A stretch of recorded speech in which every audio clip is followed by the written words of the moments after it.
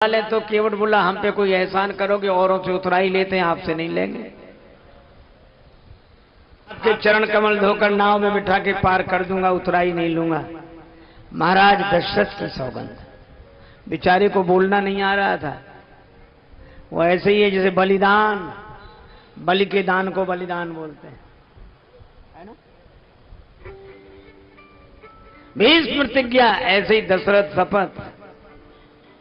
सौगंध की कीमत तो इन लोगों से पूछो। दशरथ शपथ, हमारे पास कोई सौगंध की कीमत थोड़ा ही है। एक सज्जन अपने गुरुजी से बोले अपना फोटो दे दो। गुरुजी बोले किस लिए? बोले दुकान में रखना है। पूजा के लिए नहीं, सामान बेचना पड़ता है, झूठ सच बोलना पड़ता है, तो कसम खाने के लिए चाहिए कि गुरुजी के साथ। लक्ष्मण जी ने चढ़ाया बाण, केवट बोला मार दो, मेरा बड़ा सौभाग्य। मरूंगा हाथ से किसके जो श्री रघुवीर का प्यारा है, और मरूंगा किस जगह जहां निर्मल गंगा की धारा है, और मरूंगा सामने किसके कि जिनका दास होता हूं, मरूंगा किस खता पर पांव करुणा निधि के धोता हूं। अगर इन पद पंकजों पर प्राण खो जाएगा केवट, तो मरकर भी जमाने में अमर हो जाएगा केवट। राघव चरण धुला लो, ये आन है हमारी। दशरथ शपथ सी सुन लो, सौगंध है तुम्हारी। भैया लखन तुम्हारे त्योरी चढ़ा रहे हैं, सारंग के इशारे पर मुझको डरा रहे हैं। चलने की यहाँ एक भी ना डपट डांट है, क्योंकि ये अयोध्या नहीं गंगा का घाट है।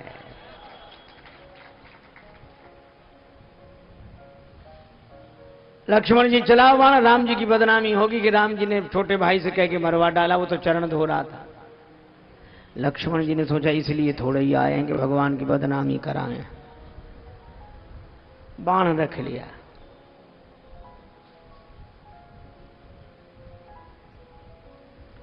पर केवट की इस अटपटी बात पर भगवान तो हंस रहे हैं, और जो नहीं हंस रहे हैं उनकी तरफ देख रहे हैं। बेहसे करुणा ऐन चितय जान की लखन तन।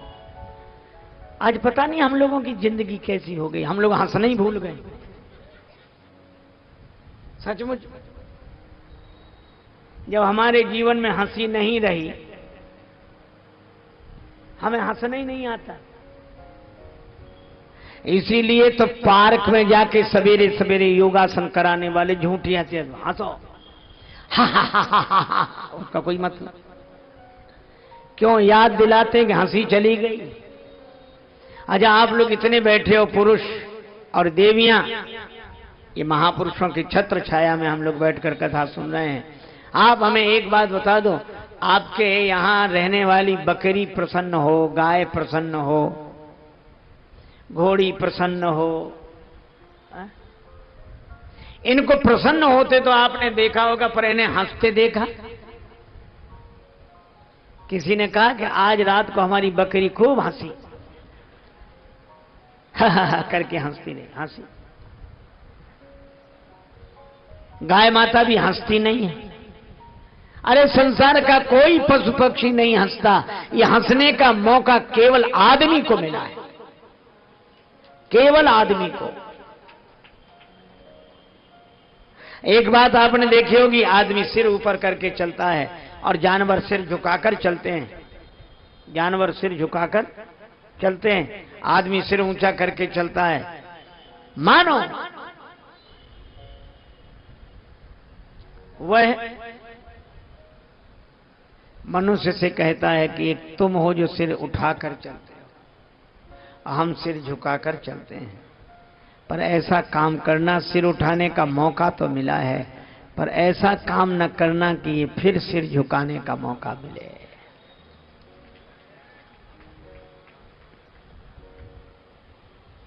इसलिए हंसने का मौका मिला है, हंसें, पर दूसरों पर नहीं। आजकल तो हास्य की बातें करने वाले कवि, हास्य कवि, हास्य की कविता ही नहीं होती, हास्यास्पद होती, हास्यास्पद। वो ऐसी कविता सुनाते हैं कि कविता पर हंसी नहीं, कवि पे हंसी आती है। कहां गई हमारी जिंदगी? हम लोग हंसते थे, अब तो बहुत ज्यादा कोई महत्वपूर्ण हंसी की बात सुनाओ तो कुछ लोग मालूम कहते हैं हंसते हैं, बहुत बढ़िया हंसी सुनकर बस कुछ तो मुस्कुरा कर अरे बस आती नहीं। एक आदमी तो सुना रहा था कि एक गधा अकेला हंस रहा था पार्क में, और उसके एक दिन पहले सारे पशु पक्षी हंस रहे थे। तो एक आदमी ने पूछा कि भैया कल तो सब जानवर हंस रहे थे, तब तो तुम हंसे नहीं, और आज तुम अकेले हंस रहे हो, कल्पना है? गधे ने कहा कि हाँ आज हम अकेले हंस रहे हैं। कहा क्यों? बोले कल बंदर ने एक चुटकुला सुनाया था, हमारी समझ में वो आज आया है, हमें समझे में नहीं आती बात काहे पे हंसना है। इसलिए एक सूत्र आप याद रखो, अगर किसी ने कुछ कह दिया, सुनो बच्चा, सब लोग सुनो, किसी ने कुछ कह दिया तो हंसी में उड़ाओ, पर उसकी हंसी मत उड़ाओ। किसी की हंसी मत उड़ाओ, कोई बात हो तो हंसी में उड़ाओ। हम तो बातों में थोड़े थोड़े खिन्न होते हैं। अब तो पुराने जमाने में हमारे यहां होलियां होती थी, कैसे कैसे लोग गालियां देते थे लेकिन हंसते रहते थे। विवाह में गालियां होती हैं, हम हंसते रहते हैं। इसलिए ये थोड़े थोड़े में भिनभिनाना भोड़ नहीं, और प्रतिकूलता में भी थोड़ा सहन करने की शक्ति।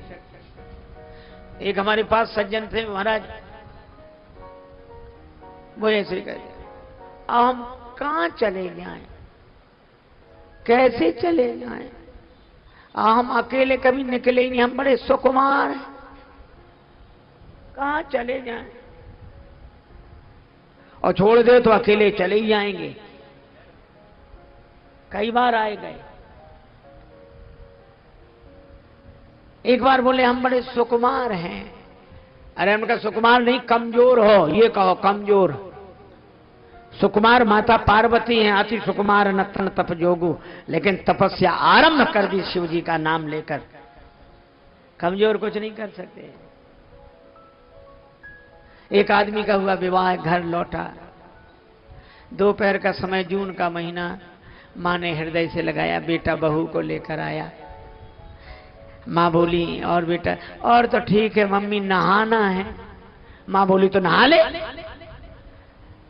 बोले गर्म पानी कर दो, ठंड लग रही। जून के महीने में दोपहर को 12 बजे जवान आदमी, ठंड लग रही है। उसकी पत्नी ने सुना तो चूड़ियां फोड़नी शुरू की। सास बोली कुलच्छनी ये क्या कर रही है, चूड़ियां काहे को फोड़ रही है?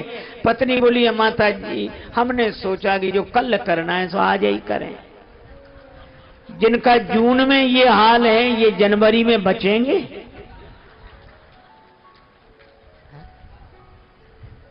एक आदमी कोट सिला रहा था,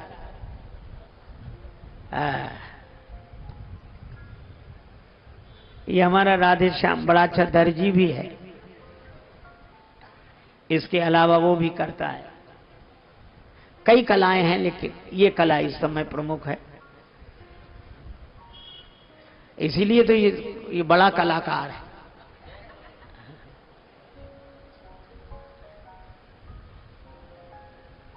दर्जी के पास जाओ तो क्या कहते हैं ऐसे लोग जो कमजोर दुबले पतले, कोट का नाम, मुड्ढे जरा ऊपर कर दें, मुड्ढे, ये कंधे ऊपर। कैसे हो जाएंगे ऊपर जब है ही नहीं? तो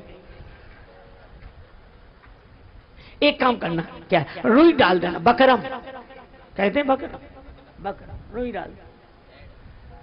हाँ अब उसमें भीतर तो कुछ है नहीं, रुई भरी कंधे दिख तो रहे हैं, लेकिन किसी से लड़ाई हो जाए तो ये रुई के कंधे काम आएंगे?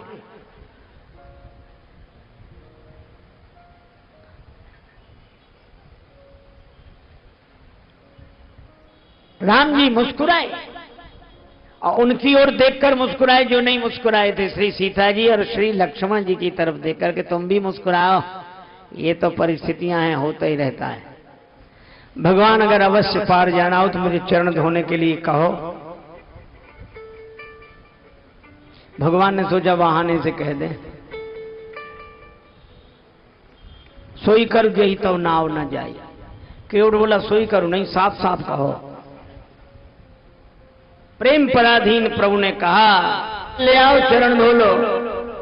केवट उत्साह में आया, बाईं हथेली आगे बढ़ाई, राम जी का दायां चरण रखा और दाएं हाथ से कठौता उठा के जल छोड़ दिया, लगा चरण धोने। ये भूल गया कि भगवान एक पांव से खड़े हैं। बड़ी देर हो गई, भगवान बोले चरण धुला। केवट बोला हाँ महाराज धुला तो, लेकिन गीला चरण धरती पे रख दिया, रज लग गई। केवट बोला दोबारा धोना पड़ेगा, फटी दुपटी से पहुंच तो ले देते।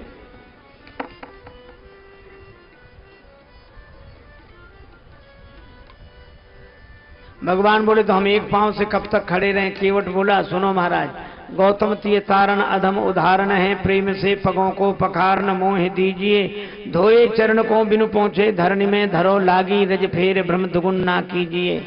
लेखन में जड़े कण कहते देख देख धोऊं, आप एक पगते खड़े याते न कीजिए, और चाहो अवलंब तो विनीत जू विलंब बिनु, नाथ मेरे माथ पे सो हाथ धर लीजिए। पाद प्रक्षालन हुआ, भगवान ने कहा अब पार करो। केवट बोला अभी नहीं, आपके लिए घाट का नियम नहीं तोड़ूंगा, पहले यात्री उन्हें पहले पार करूंगा। भगवान ने कहा हमें तो दिख नहीं रहे कौन से यात्री। केवट बोला आपको दिख गए होते तो पार ही ना हो गए होते।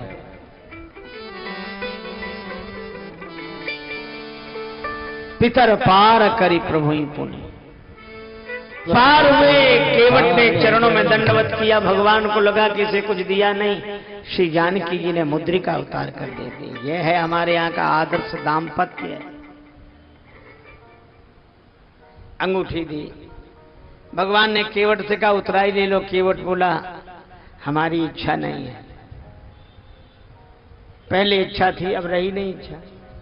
भागती फिरती थी दुनिया जब तलब करते थे हम, और छोड़ दी हमने तलब तो बेकरार आने को है। मैं आपसे मांगने के लिए तैयार खड़ा था, आपकी आवाज आई मांगी ना हो। मैंने सोचा कब जो मुझसे ही मांग रहा हूं मैं उससे क्या मांगू, और फिर मैं उनसे मजदूरी लेता हूं जिन्हें पार करता हूं। मैंने आपको पार किया नहीं। भगवान ने कहा पार किया नहीं तो हम पार आए कैसे। केवट बोला यही तो हम पूछ रहे हैं कैसे आए। भगवान ने कहा नाव से। केवट बोला नाव किसकी का तुम्हारी। केवट ने कहा तो नैया तो मेरी ही पार लगी है। आप पार होने के लिए नहीं आए थे, मेरी नैया पार लगाने के लिए आए थे। तो उतराई तो मुझे देनी चाहिए, दे नहीं सकता तो ले कैसे लूं, और अगर ले लूंगा तो बिरादरी वाले अलग कर देंगे। हमारी आपकी जाति एक है, हम आप भाई भाई हैं, सगे भाई हैं। भगवान ने लक्ष्मण जी की तरफ देखा कि सुन रहे हो। लक्ष्मण जी बोले अभी क्या है और लगाओ वो, अभी तो काका बनेगा, चाचा बनेगा, जाने क्या क्या बनेगा।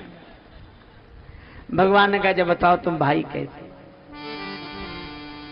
मैं गंगा तट का माझी हूं, तुम भवसागर के केवट हो।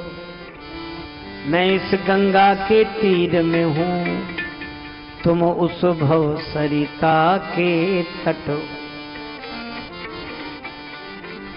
मजदूर कहीं मजदूरों से मजदूरी लेते हैं भैया, मल्लाह कहीं मल्लाहों से मल्लाही लेते हैं भैया। अपने को ऋणी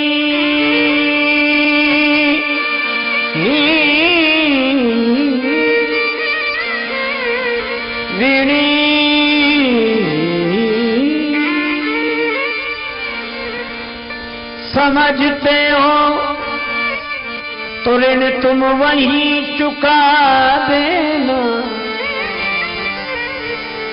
मैंने तुमको है पार किया,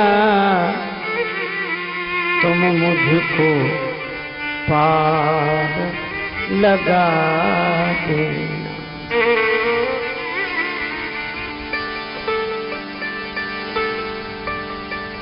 प्रभु आए मेरे घाट मैंने कर दीने पार, आऊं जब तुम्हारे घाट पार मोहि उतारे।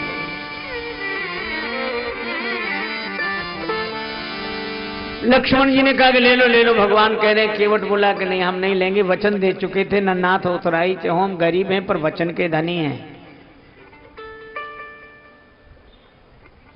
लक्ष्मण जी बोले भगवान को भी वचन का प्रवचन दिए जा रहा, ले ये भगवान दे रहे हैं उतराई तो। केवट बोला क्षमा करो महाराज, मेरा वचन आपके बाण की तरह नहीं है, धनुष पर चढ़ तो जाता बिना चले उतर जाता है।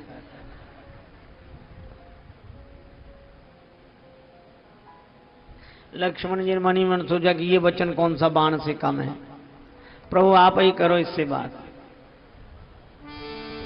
भगवान ने कहा श्री जानकी जी की ओर से अंगूठी उतराई ले लो, क्योंकि किशोरी जी कह रही हैं। अब तो हंसते हंसाते रहने वाला केवट रोने लगा कि मैंने आपके चरण पहले धोए हैं, फिर नाव में बिठाया है, और प्रभु आप यह क्यों भूल जाते हो कि मुझसे पहले भी आपके चरण धोए थे किसने? महाराज जनक ने आपके चरण धोकर अपनी बेटी जानकी आपको अर्पित कर दी, तो मैं कैसा चरण धोने वाला जो उसी बेटी की अंगूठी उतराई में ले लो।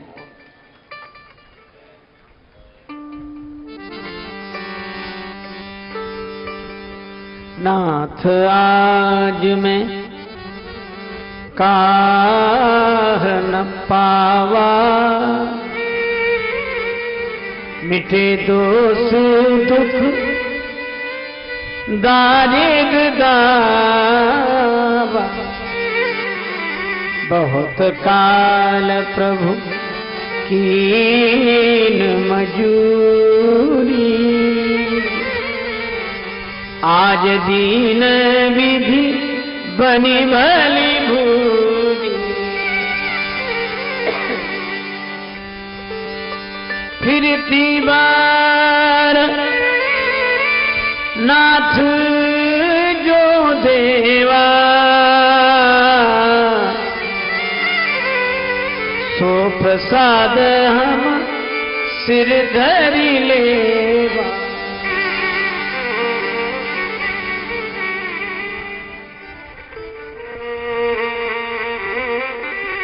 हमारे दोष दुख दरिद्रता सब मिट गए,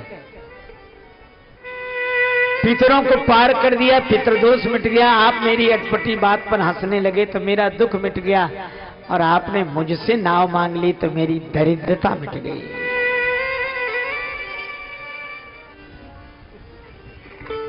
मन निर्मल हो केवट की तरह।